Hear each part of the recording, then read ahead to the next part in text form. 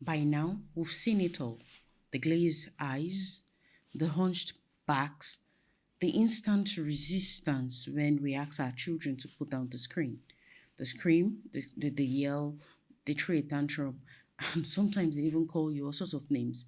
Why is that so? Are they really addicted to their screen?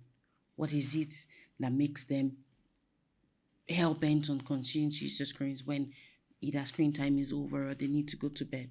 It's not just about the device, whether it's a tablet or an iPad, whatever it is. It's not about the game. It's not even about the show that they are watching. But then is it possible that they are addicted to a feeling, the feeling that these devices give them? Welcome to Legacy Conscious Parenting. Today we'll be talking about why kids are addicted to their screens. Most of the times we word it off as interest or obsession, or that they are captivated by or fascinated by what they are watching. But I've come to learn that it goes deeper than that.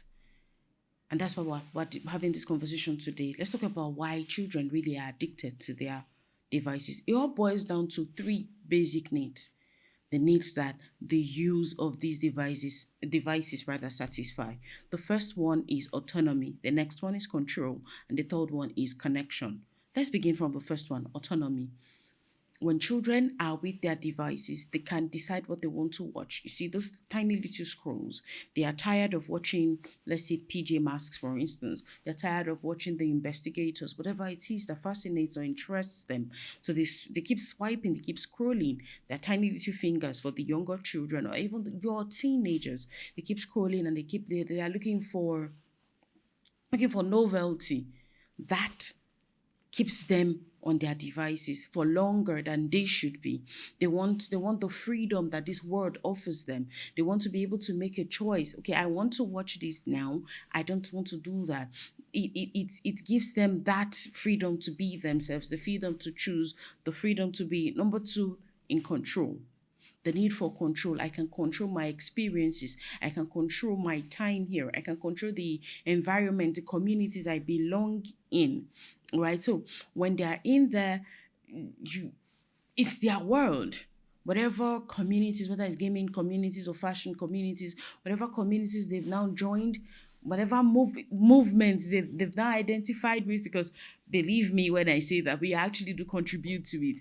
I also have followed my child's love way back for Peppa Pig when she would use the towers. Okay, I'll get her the tiny little, I don't know what they call that they called midget versions of the characters or figurines. Yes, the figurines of the characters from their favorite TV shows, the towels, the plates, basically cutlery and all of that. So they continue t-shirts, pajamas. They continue. It's no longer just a show. It's no longer just about the show. It's not like a lifestyle. It's now a movement that they are a part of. It's now an identity. They're having their birthday party and they want it to be PJ Masks themed. They want it to be Barbie themed. They want it to be Minecraft themed. So it's not like an identity. Oh, do you love this game? Oh, I'm a fan of this, right? A need for control. They want to control their experiences. And the final one is the need for connection. We are hardwired for connection. No man is an island. So when you're busy and your child doesn't have your attention, they get that connection from whatever they are interacting with or the community they have found themselves, that has become a part of their identity. All right. It's not about you consistently being at home to fill that void. It's about creating the environment that makes them feel connected to you, even where you are not there. All right. So it just goes past being on the screen. It goes deeper into relational time. So what you're looking at is, oh, my child's addicted to screen time. Not really. They're addicted to relational time, that time for connection with their gaming community, their chatting community, their followers, their subscribers, right? They are addicted to the control, the feeling of control using their screen gives them. They are addicted to the autonomy that being online gives to them. So the fight you're fighting with your child is not against the use of technology. It is for those primal needs: to feel in control, to have autonomy, and most importantly, for connection. Now, what are the effects of screen addiction? Children are addicted to their screens. They have shorter attention spans. You see, a lot of videos, a lot of social media sites these days have curated tiny little viral seeking or viral content that are trendy. So you find that even us as adults constantly scrolling from one to the other, looking for novelty. You see, you're there for an hour and then you keep scrolling, you get bored, you leave, you come back again. Right? You continue in that little dark hole until you dig yourself deeper and deeper.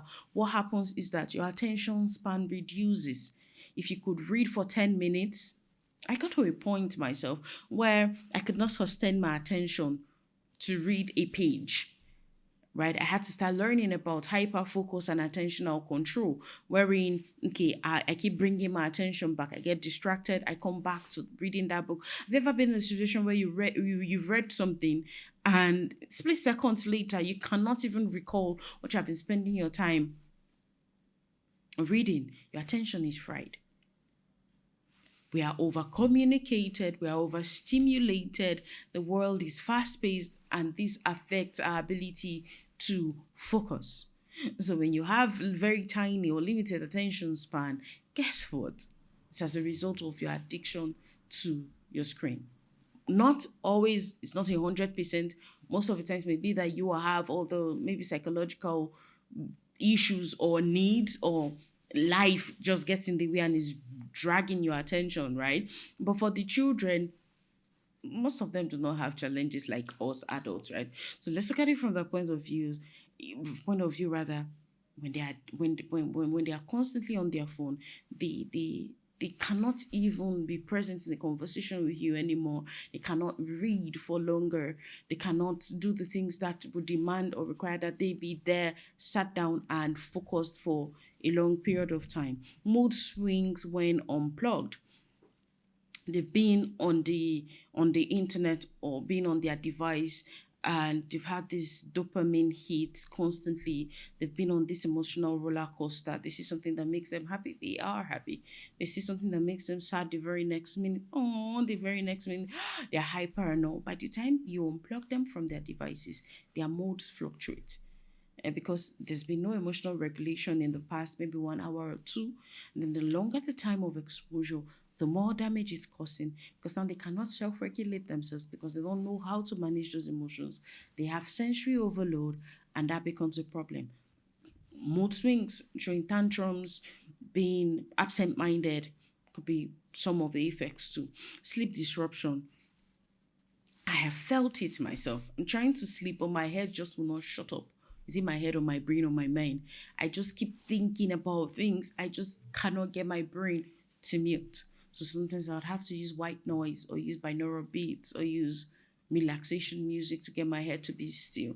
Now, in my case, and most of the times, it's not because of screen use. It's because probably I've been busy doing something and it has gotten deep into my subconscious mind, so much so that it drives my thoughts. Monomaniacally focused on that. And for children, however, it could be that as a result of the shows they've been watching, their long-time exposure to screen use, right? So it's like you want to sleep, but your brain is still active, it's still functioning. For me, it also happens when maybe I finished a coaching session or I finished teaching a class and I'm trying to get my energy levels to balance down again because of all the adrenaline from being present and actively teaching. So it takes a while for me to settle in again into myself and then calm down and be able to sleep. For your children, screen use, prolonged screen use can do that to them. Their brains are just going like a train that would not stop, especially when they disconnect or unplug shortly before it's bedtime. The next one is withdrawal from real life family activities. Have you noticed that a lot of children do not talk really early these days? It has nothing to do with autism or ADHD or all the other spectrum disorders, or should I say developmental challenges. It has a lot more to do with their non-communication with the real world, because they're always on their devices. They do not talk, they don't have social skills, they're not able to relate with the world around them because they are focused on the the ecosystem of the characters they are watching. So because it's a one-way communication channel, they only get talked at. It's not like the characters are even talking to them or with them. They get talked at. They are just listening to conversations that are being held in their shows. They do not have the room or opportunity to practice their communication. They are so fixated in that space or whatever it is they're watching that they do not even notice the world around them. They don't connect with family. You see, so bad these days that even when families go out for maybe lunch or dinner, their children are with their devices too. Or still, they do not connect with the family. Neither do they even on play dates. They do not connect with the children with them because they are still focused on the games they are playing, on the shows that they are watching. The next one is inability to cope with boredom or silence. I'm bored. Oh my gosh, I'm bored. They are constantly looking for another dopamine hit, another thing to channel their focus on because they've not been taught to sit with boredom or stay silent. Their brain is always craving it because they've been conditioned to expect and get it. Whatever you condition, it's like operant conditioning. Whatever you condition your brain to get as a result of something, your brain will always want whether irrespective of the presence of the stimulus or not. So in this case, when your children have been programmed or their brains have been programmed to get excitement, to get relaxation, to get whatever it is that they get from watching their devices. And when it's no longer there, they still crave it. They still want it because they are not used to being bored. So it's very, very, very, very important for you to have, we'll talk about that later, for you to have times during the day where they can unplug from their devices and simply be, to give their brains time to relax, to unwind and get creative, to actually learn to be silent. Because silence in itself is golden. We've talked about not being able to relate with the family, right? Gradually, this screen that used to entertain or educate your children begins to take the place of family members. You see, can I just watch my iPad? Because I don't feel like playing with my brother or my sister. What was entertaining, what was educating, what was fascinating or interesting now becomes a replacement for their siblings, replacement for family time, a replacement for friendship times, their physical friends, friends from school, friends from wherever, because they want to be with their online friends. It also does replace imagination and creativity and emotional regulation because all of these things, unless of course you're using the screen wisely. Now, I'm not saying that these skills cannot be taught on the screen. On the contrary, unless of course you're using the screen wisely or they're using their devices to build rather than to just entertain, guess what? They will not be getting the knowledge or the skill sets that they would indeed require for real life or even digital interactions or iterations. Now, how do you use devices wisely? Instead of using it just as a means of gaming or entertainment, how about you look for content that teaches media literacy, emotional intelligence, bravery, courage, respect, honor, kindness. If you look for, there are tons of videos on YouTube everywhere that can teach your children these skills. So if you curate their screen time or screen use in such a way that they have these things that they are binging on, you see, instead of screen time being bad in and of itself, it becomes a channel, a medium of learning. So what I did for my little girl at some point was get videos tied to a particular theme and pre-download to her device so that throughout the month it is that theme of the month that she's watching. So every video she's watching in that month is centered around that theme that I need her to learn. It actually helped us build a lot of skills in her early enough.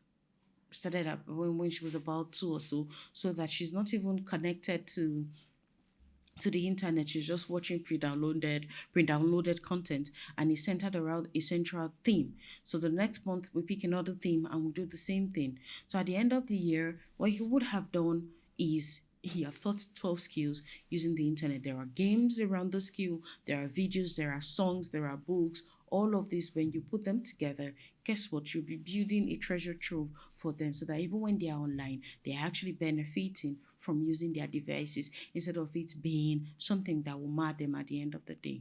All right. What can you do if your child is already addicted to screen use? Now, let's talk about solutions, right? If your child is already addicted, you've noticed it. Now, it feels sad and hurtful. I get it. Can we put these sentiments or emotions out of the way and look at how we can begin to help them, how we can fix things? Right? The first thing is don't shame them, try and reconnect. It's not about shaming, it's about understanding that this screen is filling a gap. All right. Your job is now to be present and take attention back, right, from whatever is filling that gap, and create means of filling it.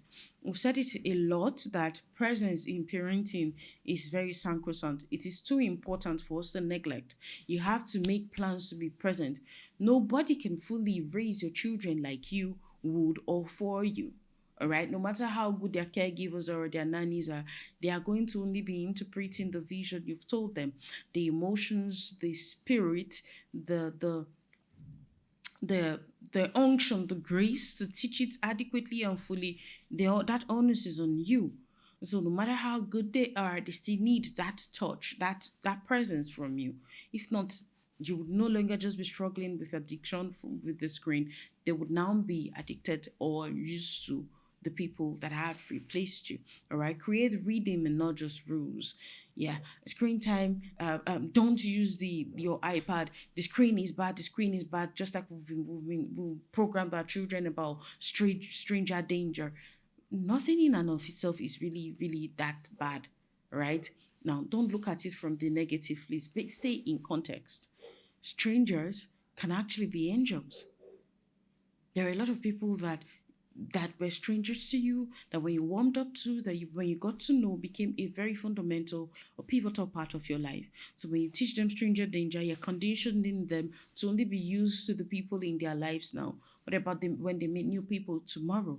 Right? Remember that you're training your child for the way he should go for the future, not today. And that's what legacy conscious parenting is about, right? So instead of rules like that in one military environment, how about you create a synergy, create a rhythm? Screen free mornings. In my home, we do not use the screen before 10 a.m. If you must use it, probably it's for whatever learning goals or targets that you need the screen to fulfill, right? It's for a task. And when you're done, you leave it and wait till the screen time. So when it's screen time, they have set alarms so that they are able to do their chores before screen time. So when it's screen time, they get to it and they unwind at the end of the day. I think it's about 6 p.m. The screens, I do not even have to talk about it because we put some settings up that get the screens to lock before screen time, gets the screen to lock after screen time. Now, if you want extra screen time, you'd have to send me a request, which I get notified by, or their father gets notified for, and then they can either give an hour or less. So it is actually controlled. You are in control without actually being in hover mode or being a hawk or constantly checking in on them. From that control center, we're able to see what apps they are using, how much time they are spending on each time, what sites they are visiting. From that control center, we've been able to sift out ads so that whatever they are watching does not contain ads. We've been able to modulate so that, then most importantly, we've even taught media literacy. What is this thing teaching you? What is the purpose of this media content you're exposing your mind to? Is it to persuade you? Is it to inform you? Or is it to entertain you? Now, if you understand that values are very, very important, we've been screaming this out a lot. We've said it over and over again. I believe that we're beginning to sound like a broken record. Because values are important and you've taught them that, you're now anchoring, you're leveraging those values. Do these shows you're watching, do they align with our family values? Are they in alignment with the godly legacy we're building as a family? So you're setting up filters from values. And again, will you be proud enough to watch this with dad and mom? Right? So instead of constantly monitoring and hovering, you have put systems in place to ensure that they know what they're doing. You have built on values, you have leveraged your presence, like Will you be able to? Will you be proud enough to watch this content around us? And apart from that, the final filter would be, with this please God? Do you think God will be happy with you knowing that you are watching this? And if this thing is not teaching you something, if it's not giving you something, it is taking something away from you. What is it persuading you to do? You already know good and bad. What choice is it convincing you to make? So don't just throw, it's like buying a car and giving it to your maybe 5-year-old when you've not taught them how to drive, when there are no safety measures or rules in place, right? Don't just throw them into this very big world that keeps evolving and it's very fast paced. Make sure that there are values that are anchoring the use of, or that you are anchoring their use of devices to. Do you have family values? We've talked about this a lot. Now, if you do not, that's not a problem. At Legacy Conscious Parenting, we have two amazing programs that can help you. Like in 12 weeks, you go from wherever you are right now to a family that has not just systems but structures in place that helps you make parenting look like a walk in the park. Believe me, it's not a walk in the park when you do not have all these tools. The first one is the family systems engineering. From where you are right now, do you need to overhaul your systems? Do you need to start building afresh? Do you need to even heal from whatever traumas that have kept you small, that have kept you limited or tethered to your past? Come, let's work together, either in our group coaching program or a personalized one for just you, one on one. Let's discuss that. The other one is our Legacy Conscious Parenting Blueprint. And there we'll teach you about structures and systems to make parenting, like I said, look like a walk in the park. Let's continue, shall we? Now, to be able to help your child that has been addicted to the use of screen is what we're talking about, right? Instead of substituting the screen, how about you substitute the need for autonomy, connection, and control by first, number one, autonomy. Allow them make small choices. These children are not robots, for Pete's sake. Don't crave obedience. Do seek for respect and honor. Don't want them to follow everything you've said, hook, line, and sinker. Have them think for themselves. What would you like to have for dinner? Control the choices, but make sure they can choose, right? They may want to abuse it if you leave the choices open-ended. That's why you have to control. And the biomes explain to them the reasons why they have to do something. You shouldn't be on your screen for A, B, C, and D reasons. There was a night my daughter insisted that she was going to use her device when it was past screen time. Life's best lessons are taught in life itself and not in classrooms. I needed her to learn a lesson. I'm like, okay, I'm going to leave your screen open throughout the day and you're going to watch for however long you want to watch. But the rule is once your alarm goes off in the morning, you're going to step out of bed, get ready for school, and be in school at the exact same time you would have been in school if you had slept all through. Now, I'm leaving you with two choices. Go to bed now and rest enough so that you'll be able to go to school tomorrow, or be on your device, right? And whenever you wake, whenever you go to sleep, I'm good with it. But you must be up at the exact same time you should have been if you went to bed, the time you should have gone to bed. And that was the deal. She made a choice and she slept whenever she chose. And it was morning. I was there when the alarm went off. Oh my gosh, mommy, please, can I sleep some more? I feel so sleepy. My head hurts. Oh my gosh, I'm so tired. I understand that you're feeling sleepy and I sympathize with you. I empathize with you because I have felt that way a couple of times before. However, you need to go to bed because those were the terms. You need to get out of bed rather because those were the terms of our agreement that you will stay up and use the screen, but you still have to wake up. So when next I tell you to go to bed, it is not because I want to be wicked. I want you to be rested enough so you won't have to feel this way ever again. It's called natural consequences. It's not every time you fight. Sometimes allow them. Disclaimer: if life and death is not at stake, right? Allow them so that they will feel the consequence. Next time, you don't even have to preach to the choir. They will now be the ones saying, "How you know what? I want to go and sleep. I need to rest enough." All right. So from that day, once the screen time, when screen time is over, okay, part of the reading we have is once a week you can ask for extra screen time, and that's fine. We can give you an extra hour. Once you've exhausted that for the week, I'm sorry, you're not getting any more time, right? So when you create you substitute the need for autonomy with giving them choices, you would help them in healing from their addiction. The next one is to let them lead something to argument for their need for control that they find expression for in their devices. Let them lead something. Are they going to be the ones in charge of the menu for the week, picking out the condiments for the meals? What are they going to lead in the home? What project are you currently doing that they can take a lead on? Are they going to design the recipe? Are they going to pick where you're going to for a walk? You're going for a family dinner? Can they lead on the logistics? Get the coloring sheets everyone is going to use, get the talking points for whatever the table talks you're going to have. What is it? A simple home task. Allow them have that control.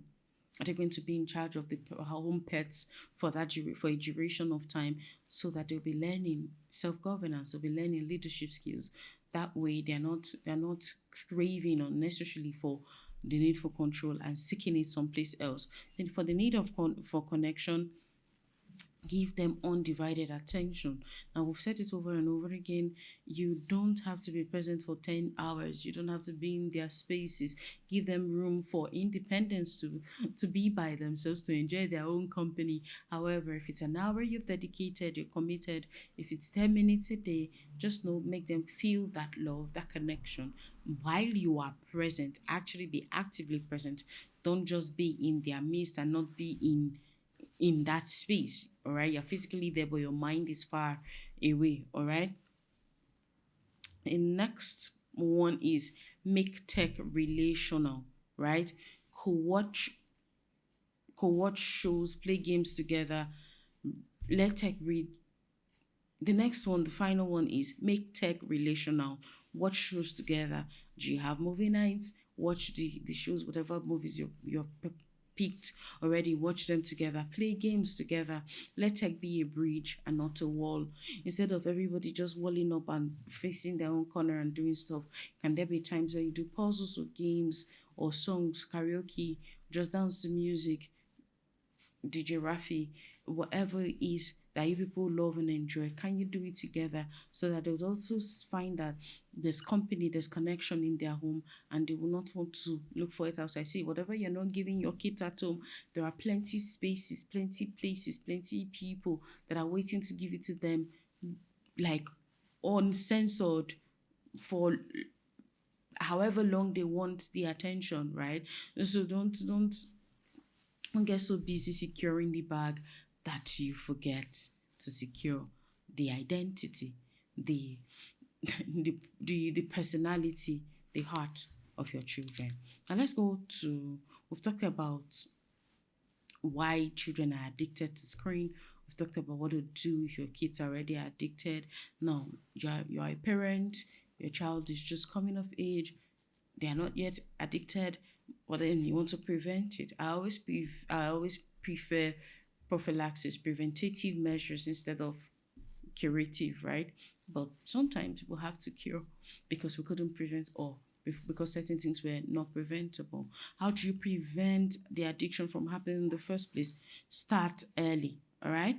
Start early. Don't wait until there is a crisis that needs intervention before you teach media literacy. Media literacy doesn't necessarily have to be so big or compounded. It is teaching them what the need for media is, how to use media, having your own family media guide. It is very important. Then you can continue to remind them and reiterate it. Repetition fosters recollection or remembrance. If you continue to tell them, they'll keep hearing. Even with us as believers, faith comes from hearing, and hearing the word of God. This word of truth shall not depart from your heart, and you shall meditate on it day and night. So don't say because you taught it in January that's enough for the year. The mercies of God are new every morning. Why is yesterday's not enough for today? Because yesterday is definitely yesterday is definitely not today, and today is a far cry from tomorrow. So continue to remind them, be patient, model what you expect. We are very guilty, very, very guilty. I personally have been guilty of using my screen Particularly one night comes to my mind. I'm very, very sleepy. I'm really, really tired. It's past my bedtime. Yet I was binging on one Netflix show. I actually sincerely wanted to see how it was going to end. But then I kept at it. I'll doze off and get up again. I'll doze off and get up again. But then it hit me. What if it was my child doing this? How would I respond or react to this? You see, when we model the things we want them to see, it makes it easier for them to copy and paste. Because monkey sees, monkey does. So if they see you using their device and you're telling them not to use theirs, it kind of creates a confusion in their minds. So it's okay for you to do this, and it's very wrong for me to do that. Yeah, sometimes we're forced to play the don't you know I'm your father? Don't you know I'm your mother? I'm a grown-up card. But remember that they will not be 4 or 5 or 10 or 12 forever. They're also going to grow up. So the foundation you're building today is it formidable enough to withstand the future. All right. The next one is create an environment of curiosity and creativity. Let there be books around the house. When screen time is over or before screen time, what can they do? Do you have paints in the house? Do you have easels? Do you have canvas? Do you have coloring sheets? Do you have coloring pencils? Do you have tools and devices and toys that they can play with to keep them busy? I remember when we first started our parenting journey, my husband would always buy rings of paper. At some point, I did not understand the reason why. I'm like, why will you just buy papers for children to be wasting and tearing about the place? It made sense to me much later, because when they're not on the screen, they're either sketching or coloring or making stuff with papers they've got, and that got their attention. So I stopped fighting it and just stayed out of it. So there are always reams of paper in the house for them to print our coloring sheets. They now know how to do that. We even had to get a printer. So they connect their devices via Bluetooth to the printer what they want. So we tell them whatever you need to use after your screen time, print it out now. So that when screen time is over, you won't come and tell me you're bored. Another way I helped was I got a list of 150 things you can do when you're offline things you can do after screen time. So when they tell me, mommy, I'm bored, I tell them, go to the back of your door, read out the 150, pick out one you can do right now. It's only when you have exhausted the 150 things you can come and tell me that you are bored or that you don't have anything to do. Systems will always save you. Systems are the things you fall back to. Remember, James Clear said, you do not rise to the level of your goals, you fall to the level of your systems. So if you're telling them don't watch your screen, what have you put in place to make sure that they do not get bored? Sometimes allow them not even have stuff doing. Let them just sit with themselves, sit in their own company, bored. Because what you term boredom will just be your brain relaxing and looking for new ways of solving the problems it was tasked with before. Finally, stay emotionally available. Check in with them, be present. Check in with them, be present. Listen without rushing, all right? When their emotional tanks are full, they don't need digital crumbs to feel seen, to feel loved, to feel connected. So I will not teach you how to fill your child's emotional tank because I am not raising your child. We've talked about learning of their love languages, learning their learning styles, and learning about their temperaments and their personalities. All these aggregate together in forging the identity of your child that tells you what you can do to make them feel loved, to make them feel seen, right? If you do not do all of these things, if you do not continue to pour into them, they would look for this affection outside. And most of the times, it may not be from safe spaces. Have you ever sat down to wonder, to think about it, that the things that are vying for our children's attention, quality of the videos, the length of the videos, the variety of them. It takes a lot of money, a lot of time, a lot of attention, a lot of dedication and commitment. The sound quality, the video quality, oh my God, they are crispy. And so if you're saying you don't have time, there are companies that are busy producing lots and lots and lots of information to draw your child's heart, to draw their attention. Most of the times it's not for good because your child is the commodity always. Always, most of the time, like more than 80% of the time. So if you do not have time, there are companies that have time for your children, right? If you are too busy, if you do not have the finances, guess what? They have it. So when parents come to me and say, we do not, this thing is expensive, I tell you, it's not about the resource, it is about the resourcefulness. right? You cannot afford canvas for them to paint, it's okay. You cannot afford canvas for them to paint on, it's okay. There's this drawing sheets that are textured like the canvas rather, that my daughters had at some point. There are over 30 sheets in them. At some point they were selling for less than 4,000 naira. So if you cannot get one canvas for maybe the equivalent, can you get the drawing book that serves as a canvas rather, not just one, but over 30 of them? It is not always about the resources. It all boils back down to your resourcefulness. So before you complain about not having money to do something, what are the reusable materials that you can use to create fun for your children? Cover bottles. I remember when we were growing up, we used to play with cover bottles as games. What can you creatively build or design with them or for them to make them have fun without necessarily using their devices? You see, everything boils back to you, the parent, right? That's why when we come here, we're not coming to tell you how to get your child to not do this or that. We're dealing with you as the parent, because it all boils back to you as a parent. Are you going to be a parenting advantage, or are you going to be a disadvantage to your children? You see, it's not enough to just use words. Actions speak louder than words. You have to put in the actions deliberately, intentionally, consciously every single day. If you need to learn how to do these things, we are here. We have resources, we have materials, we can hold you by the hand. Some of them, a lot of them are free, some of them are not paid, some of them are lowly priced, others are premium, because you're going to get the premium value too. So at whatever point, make sure you're learning something, make sure you're building on yourself, because the knowledge you had yesterday will not serve you today, neither will it be relevant tomorrow. In a few hours, the things you thought you knew yesterday get very obsolete. So if you're not reading, if you're not constantly watching podcasts like this to help you be better, to help you get better, guess what? You are late. You're very late. You should be ahead of the curve, waiting for whatever need, anticipating their needs, and getting there ahead of them to make sure that when they get to that point of need, you're ready. You're very ready, right? We don't come here to scare you. We're saying take inventory. If you need to do better, get better, be better.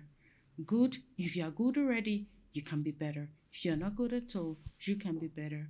I hope you got value from this video today.